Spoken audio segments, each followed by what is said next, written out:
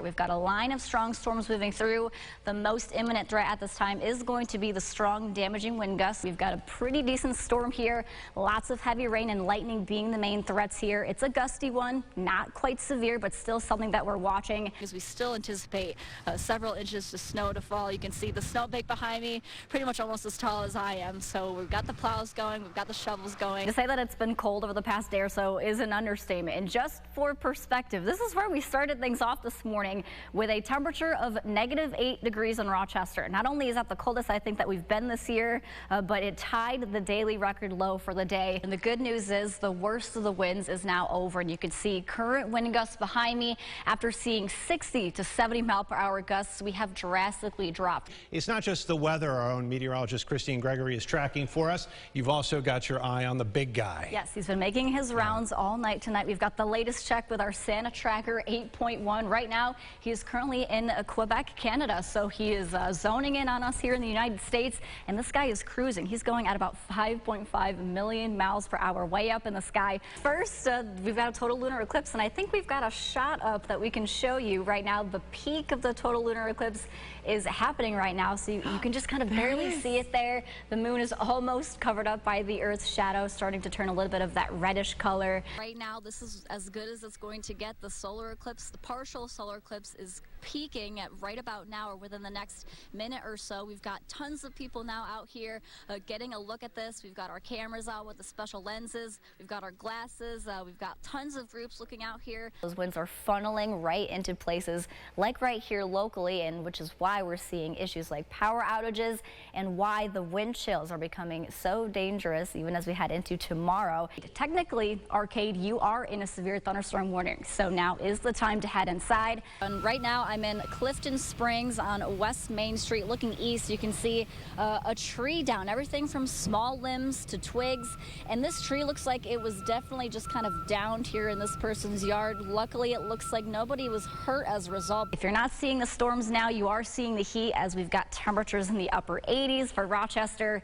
and it feels like the low 90s. So again, heat and humidity, this is the peak, but once we get these storms and the cold front to move through later tonight, that will bring that to an end. We're now out with the cold, and we're going to see this consistent mild pattern with temperatures aloft, not only through Tuesday, but even through Wednesday and Thursday of next week as well. Classic lake effect nature. You get some places still seeing the snow, and other places the sun tries to come out. It was just about an hour ago that camera over Rochester was showing a very different story, but these storms are going to have a lot of rain and a lot of lightning. You can count the number of strikes here, almost 200 with that one cell just to our south. And where the red and the green colors are meeting, that's where that initial line of strong wind gusts are likely going to be found. Heavy rain and lightning also occurring with the storm. So again, most of you probably already inside, but go ahead and stay there, get away from the windows. It's not going to be a complete washout of a day, which is going to be good if you have any outdoor plans for your Halloween. So trick-or-treaters, I do think it's not going to hurt to keep the rain gear handy or the umbrella, especially if your costume is maybe a little bit more sensitive to some rain.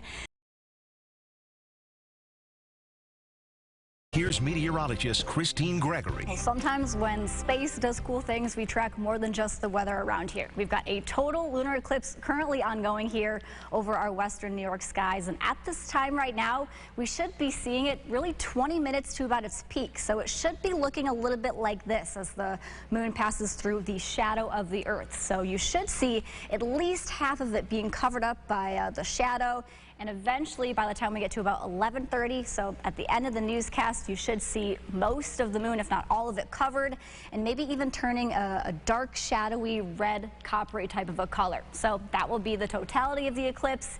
It will be going on for another maybe hour or so before it slowly slips out of the shadow, something that we don't really see all too often around here because it can be often blocked by cloud cover.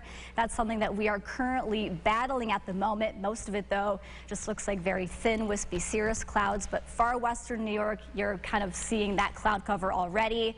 We will slowly start to see this cloud cover on the rise throughout the night.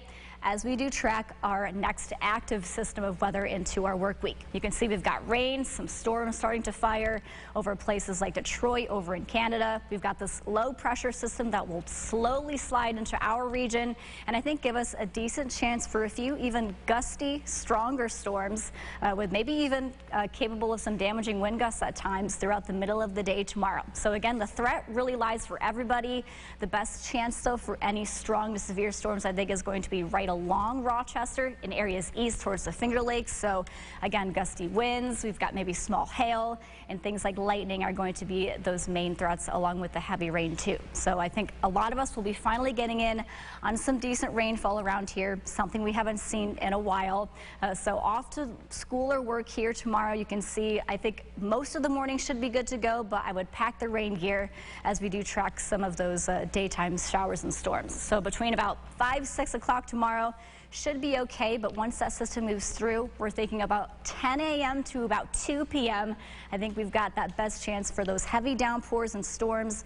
After we get through the dinner time hour, we should get this system out of here and we'll notice a big change here in the field. We'll be going from temperatures in the 70s and 60s to temperatures in the 40s by the time we get to Tuesday morning. Then we've got a much cooler feel and a bit of a drier pattern that we see at least throughout the middle of the week. So again, tomorrow we will be tracking just one more day of a little bit of some warmth, those storms, and then the pattern turns a lot more seasonable with temperatures back in the 60s by about Wednesday and Thursday of next week. We'll be right back here after the break.